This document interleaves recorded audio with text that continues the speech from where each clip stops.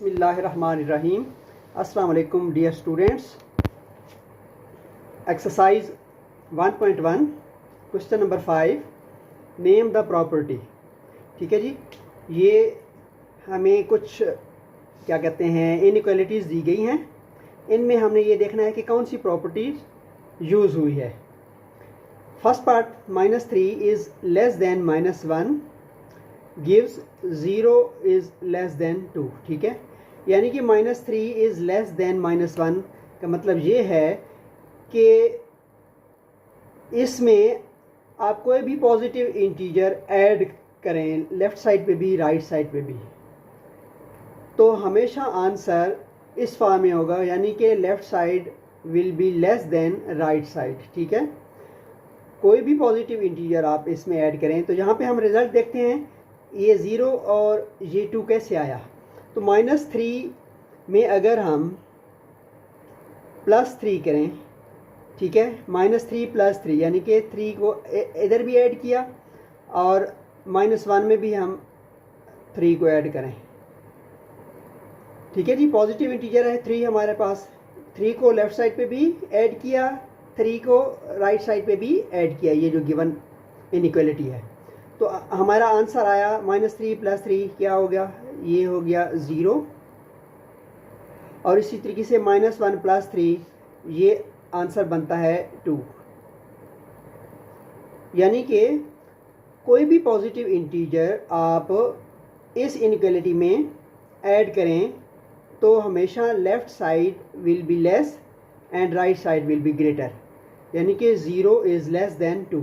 तो +3 यानी कि जहाँ पे हमने +3 यानी कि 3 ऐड किया तो ये आंसर बनता है। सो हम इसको कहते हैं कि एडिटिव प्रॉपर्टी। हमने क्या किया, ऐड किया कुछ, तो इसलिए इसको हम कह सकते हैं ये ऐड करने से ये रिज़ल्ट बनता है। ये इनइक्वालिटी, इसमें हमने कुछ ऐड किया तो 0 इज़ लेस देन 2 हासिल हुआ, तो हम इसलिए इसको कह सकते हैं इट्स एडिटिव प्रॉपर्टी।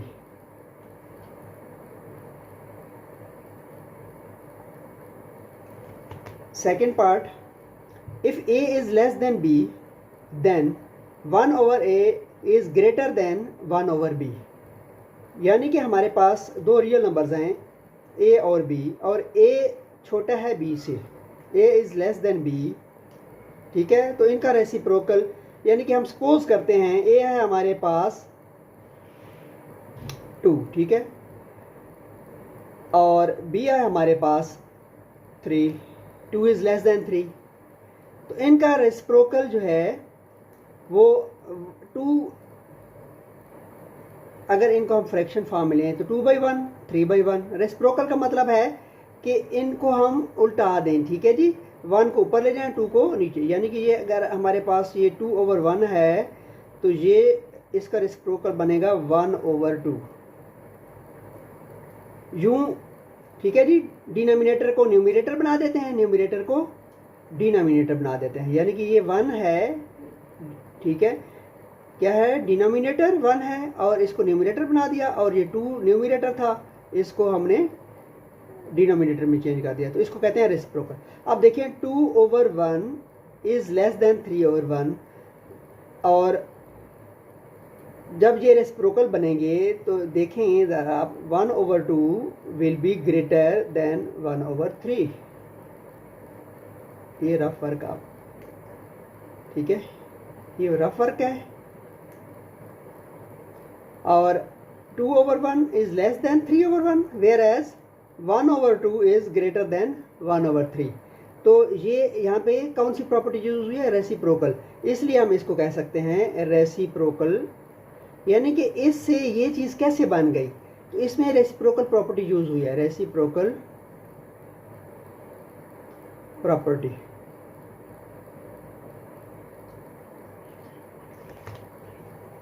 उसके बाद थर्ड पार्ट है हमारे पास, if a is less than b then a + c is less than b + c। यानी कि a एक रियल नंबर है जो कि छोटा है b से। जिस तरह सेकंड पार्ट में मैंने एग्जांपल दी कि 2 और 3 का अगर हम कंपेयर करें, ठीक है, तो अगर a है हमारे पास 2 और बी है हमारे पास 3। ज़ाहिर है 2 छोटा है 3 से, A is less than B, 2 छोटा है 3 से। तो अगर हम सी कोई भी नंबर रख लें, यहाँ पे हम कह सकते हैं कि ये सपोज़ 5 है, इधर भी 5 प्लस करें, इधर भी आप 5 प्लस करें, ठीक है। दोनों साइडों पे सेम, यानी कि सी दोनों में प्लस करना है। तो 2 + 5 विल बी लेस देन 3 + 5, यानी कि ये 7 है, ये 8 है। सो हम इसको कह सकते हैं कि यहाँ पे भी एडिशन प्रॉपर्टी यूज़ हुई है। मैं आपको ये पेज नंबर 8 पे आप देखें तो एडिटिव प्रॉपर्टी है हमारे पास कि a is less than b, so a + c is less than b + c, ठीक है। तो इसको हम कहते हैं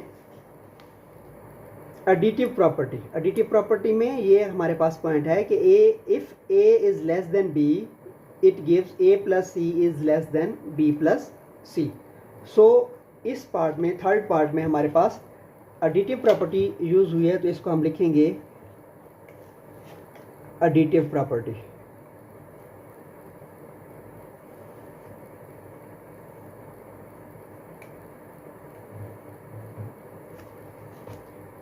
फोर्थ पार्ट है हमारे पास, if AC is less than BC and C is greater than 0, ठीक है। ये इन इक्वालिटीज़ की सिंबल्स को आप समझ लें ताकि यहाँ पे पढ़ना आपको आसान हो। If AC is less than BC and C is greater than 0, then A is less than B। कैसे कि अगर हमारे पास, ठीक है जी, A नंबर स्मॉल है B से, ठीक है, जैसे कि मैंने पहले एग्जांपल दी, ये 2 ले लेते हैं हम, और ये लेस है 3 से, और C कोई एक नंबर रख लेते हैं हम, ठीक है। C सपोज हम यहाँ पे रख लेते हैं 5, यहाँ पे भी ये 5, दोनों को हम 5 से मल्टीप्लाई कर, तो 2 5s are 10 और 5 3s are 15, तो 10 इज़ लेस देन 15। सो कोई सिंबल चेंज नहीं होगी, मतलब फ़र्क नहीं पड़ेगा अगर C इज़ ग्रेटर देन 0, यानी कि पॉजिटिव इंटीजर हो। C अगर पॉजिटिव इंटीजर हो, यानी कि 1 + 1 + 2 + 3 + 4 + 5, तो यहाँ पे +5 से मैंने दोनों साइडों को मल्टीप्लाई किया। इक्वलिटी के लेफ्ट साइड पे भी 5 से मल्टीप्लाई किया, राइट साइड पे भी 5 से मल्टीप्लाई किया, तो रिज़ल्ट आप देखें, ये 10 बनता है, ये 15 बनता है, तो 10 इज़ ऑलवेज लेस देन 15। सो हम कह सकते हैं कि ये मल्टीप्लिकेटिव प्रॉपर्टी है, यानी कि मल्टीप्लाई किया है इसमें हमने। तो मल्टीप्लिकेटिव प्रॉपर्टी, किसी भी सेम डिजिट से अगर हम लेफ़्ट साइड और राइट साइड को मल्टीप्लाई करें तो ठीक है, उसमें वैसा ही आंसर, वैसा ही रिज़ल्ट रहेगा। तो ये भी लेस होगा, ठीक है जी। A is less than B, फिर भी अगर आपका C 0 से ग्रेटर हो, यानी कि ऐसी वैल्यू C की जो कि हम पॉजिटिव इंटीजर लें, 0 से ग्रेटर मतलब +1 +2 +3 एंड सो ऑन, तो किसी भी डिजिट से आप मल्टीप्लाई करें A और B को, तो उसका आंसर इसी सूरत में होगा कि A will be less than B। सो इसको हम कह सकते हैं मल्टीप्लिकेटिव प्रॉपर्टी। मल्टीप्लाई कर रहे हैं, मल्टीप्लिकेटिव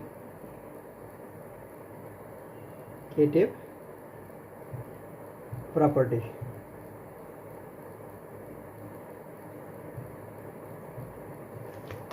फिफ्थ पार्ट है हमारे पास,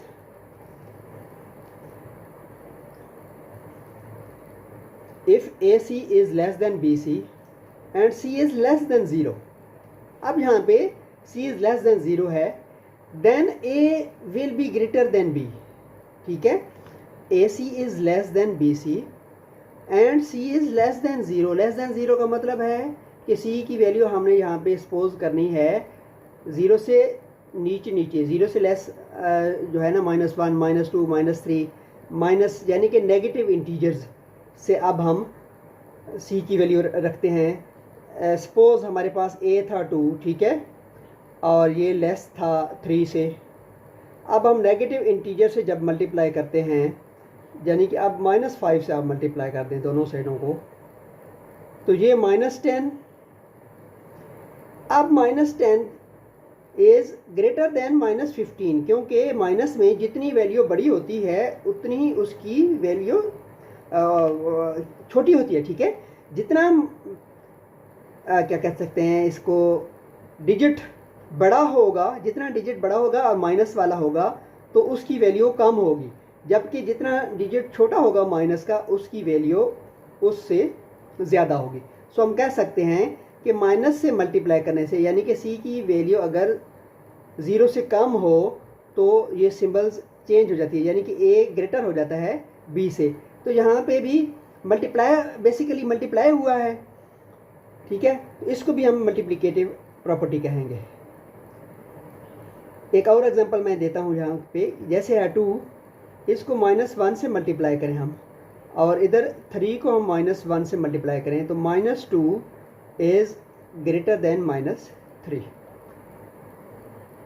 तो इसको हम मल्टीप्लिकेटिव प्रॉपर्टी कहेंगे, क्योंकि ये भी मल्टीप्लाई हो रहा है, multiplicative property.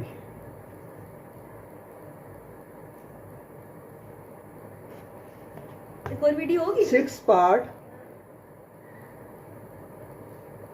either A is greater than B or A is equal B or A is less than B। यानी कि दो रियल नंबर्स हैं, ठीक है जी, A और B, या तो A बड़ा होगा B से, या फिर A इक्वल होगा B के, या फिर A छोटा होगा B से। तो 3 ऑप्शंस होते हैं आपके पास। ठीक है, या तो एक नंबर दूसरे से बड़ा होगा, या वो उसके इक्वल होगा, या फिर वो उससे छोटा होगा। तो इस तरह की 3 ऑप्शंस जब होती हैं कहीं भी, तो उसको हम कहते हैं ट्राइकोटोमी प्रॉपर्टी। ट्राइकोटोमी प्रॉपर्टी, ठीक है, 3 ऑप्शंस होते हैं, या तो एक नंबर दूसरे से बड़ा होता है, या फिर उसके इक्वल होता है, या फिर उससे छोटा होता है। ट्राइकोटोमी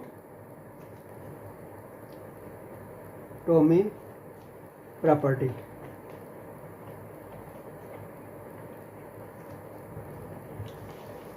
क्वेश्चन नंबर 6,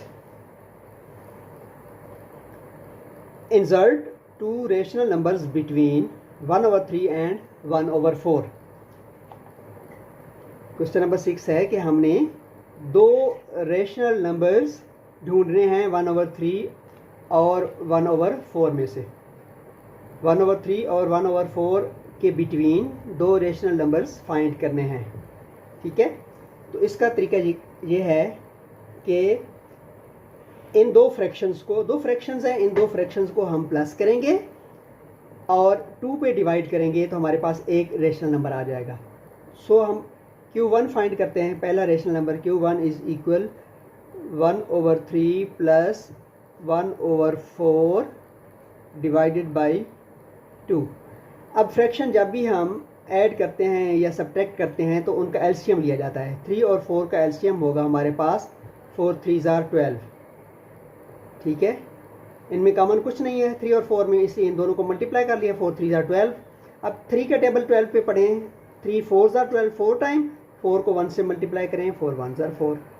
अब 4 का टेबल 12 पे पढ़ते हैं तो 4 3s are 12, और उस 3 को 1 से मल्टीप्लाई करें तो 3 1s are 3। तो यूँ 4 + 3/12 डिवाइडेड बाई 2 को आप लिख सकते हैं डिवाइडेड बाई 2/1। अब नेक्स्ट स्टेप में 4 और 3 प्लस होंगे तो ये 7/12। 7/12 डिवाइड को आप मल्टीप्लिकेशन में चेंज करते हैं तो ये रेसिप्रोकल बन जाता है, यानी कि 1/2 बन जाता है। 1 ऊपर चला जाता है, 2 नीचे आ जाता है। अब यहाँ पे देखते हैं कोई सिंप्लीफाई हो सकता है, कोई कट सकते हैं डिजिट्स, नहीं। तो 7 को 1 से मल्टीप्लाई करें और 12 को 2 से मल्टीप्लाई करें, तो ये यहाँ पे 7 1s are 7 और 12 2s are 24। सो आपका Q1 यानी कि एक रेशनल नंबर आपका 7/3 24 है। अब Q2 फाइंड करने के लिए जो हमें Q1 हासिल हुआ, ठीक है, उसको मज़ीद हम 2 पे डिवाइड करेंगे। तो हम लिखेंगे 7/24, और ये जो सेकंड था इसका 1/4, ये बल्कि प्लस करके हम इसमें फिर 2 पे डिवाइड करेंगे। 7/24 प्लस 1/4 डिवाइडेड बाई 2, ठीक है जी। 7/24 प्लस 1/4, 1/4 यहाँ पे आप देखें 1/3 एंड 1/4 था, तो ये सेकंड वैल्यू में हम ये आंसर प्लस करेंगे और 2 पे डिवाइड करेंगे, तो ये हमें हासिल होगा। अब ये 24 एलसीएम है। 24 पे 24 का टेबल जब हम पढ़ते हैं तो 1 टाइम 24 1 ज़ार 24, और 1 को 7 से मल्टीप्लाई करें 7। 4 का टेबल 24 पे पढ़ें तो 4 6 ज़ार 24, 6 को 1 से मल्टीप्लाई करें तो 6 आ जाएगा, डिवाइडेड बाई 2, 2/1 भी लिख सकते हैं इसको आप। नेक्स्ट स्टेप में आप देखें तो ये 7 + 6 जो है 13 बन जाता है ओवर 24। डिवाइड को मल्टीप्लाई में चेंज करें 1/2, और यूँ 13 को 1 से मल्टीप्लाई करें, ठीक है, तो 13 1 ज़ार 13, और 24 को 2 से मल्टीप्लाई करें तो 24 2 ज़ार 48। तो यूँ आपका Q2 जो है Q2 है, ठीक है। Q1 आपका 7/24, और Q2 जो है यानी कि दूसरा रेशनल नंबर वो 13/48 P/Q की फॉर्म में है। ये आंसर, एक ये आंसर है, एक आपका ये आंसर है, 7/24 13/48। Second part, insert 2 rational numbers between 3 and 4। अब 3 और 4 के दरमियान बहुत सारे रेशनल नंबर्स हैं, इसमें से हमने 2 फाइंड करने हैं। तो अगेन वही मेथड यूज़ करेंगे हम। Q1 हम पहले फाइंड करेंगे, यानी कि इन दोनों को प्लस करके 3 + 4 डिवाइडेड बाई 2, इसको हम लिखेंगे आगे 3 + 4 7 डिवाइडेड बाई 2। तो इसको अब फ्रैक्शन की फॉर्म में हम लिख सकते हैं 7/2, ठीक है। 7 डिवाइडेड बाई 2 को हम लिख सकते हैं, Q1 हमारा आ जाएगा 7/2। अब Q2 हमने इसी की मदद से फाइंड करना है। तो Q2 फाइंड करने के लिए ये जो एक आंसर आया है 7/2, और प्लस ये जो पहले गिवन वैल्यू थी उसमें से सेकंड वाली वैल्यू हमने लेनी है, +4 करेंगे ब्रैकेट और डिवाइडेड बाई 2, यानी कि एक आंसर Q1 और जो क्वेश्चन में सेकंड वैल्यू थी वो हम दोनों ऐड करेंगे और डिवाइड करेंगे 2 पर। इसको सॉल्व करते हैं। ये देखें 7/2 है, ये 4/1 है, तो इनका एलसीएम लेंगे। अगेन 1 और 2 का एलसीएम आ जाएगा 2।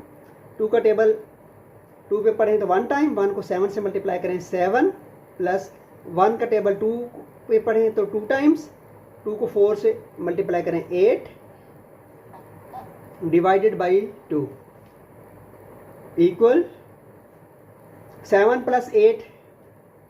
+ 8 बनता है 15 डिवाइडेड बाई ओवर 2, यानी कि, और डिवाइडेड बाई 2/1 था, मल्टीप्लाइड बाई 1/2। जो ही डिवाइड को हम मल्टीप्लाई में चेंज करते हैं तो आगे वाला फ्रैक्शन, ठीक है, चेंज हो जाता है, यानी कि डिनोमिनेटर न्यूमरेटर बन जाता है और न्यूमरेटर जो था 2 वो डिनोमिनेटर बन गया। अब 15 को 1 से मल्टीप्लाई करें तो 15 1 ज़ार 15, और 2 को 2 से मल्टीप्लाई करें तो 2 2 ज़ार 4। सो Q2 हमारा आ गया 15/4। 15/4 Q2 है, और 7/2 जो है वो Q1 है। 2 रेशनल नंबर्स। थर्ड पार्ट है हमारे पास 3/5 एंड 4/5। दो फ्रैक्शंस हैं, ठीक है, इनमें से हमने टू रेशनल नंबर्स फाइंड करने हैं इनके बिटवीन। तो again Q1 is equal 3/5 plus 4/5 divided by 2 equal, ये यहाँ पे देखें ये 5 है, ये भी 5 है, तो एलसीएम 5 आ गया हमारा, दोनों सेम है चूँकि। तो ऊपर वाले न्यूमरेटर प्लस हो जाएंगे, 3 + 4 डिवाइडेड बाई 2/1। नेक्स्ट स्टेप में Q1 4 + 3 7 ओवर 5, डिवाइड को मल्टीप्लाई में चेंज करें तो 2/1 था, 1/2 हो जाएगा। और यूँ Q1 आपका हो जाएगा जी 7 1 ज़ा 7 ओवर 5 2 ज़ा 10, ठीक है। अब Q2 फाइंड करने के लिए जो हमारा Q1 आंसर आया है 7/10, ये हम लिखेंगे 7/10 प्लस क्वेश्चन में जो सेकंड फ्रैक्शन गिवन था 4/5, ये हम यहाँ पे ऐड करेंगे 4/5 और ब्रैकेट के बाद डिवाइड करेंगे 2 से, डिवाइडेड बाई 2। अगेन 10 और 5 का एलसीएम लेंगे, तो इसमें आप देखें ये 10 एलसीएम होगा, क्योंकि 10 पे 10 का टेबल भी पढ़ सकते हैं, 5 का टेबल भी पढ़ सकते हैं। सो Q2 इज़ इक्वल 10 एलसीएम, 10 का टेबल पढ़ेंगे, 10 1 ज़ा 10, 1 को 7 से मल्टीप्लाई करेंगे 7, 5 का टेबल 10 तक पढ़ेंगे, 5 2 ज़ा 10, उस 2 को 4 से मल्टीप्लाई करेंगे तो 8 divided by 2। So Q2 is equal 15/10 multiplied, ये 2/1 था और ये 1/2 हो जाएगा। और यूँ हमारा Q2 जो होगा 15 1 ज़ा 15 ओवर 10 2 ज़ा 20। इसको मज़ीद आप सिंप्लीफाई कर सकते हैं, यहाँ पे 5 का टेबल पढ़ सकते हैं, तो ये 5 3 ज़ा 15 और 5 4 ज़ा 20, तो 3/4 आपका आंसर हो जाएगा, सेकंड रेशनल नंबर। अल्लाह हाफिज़।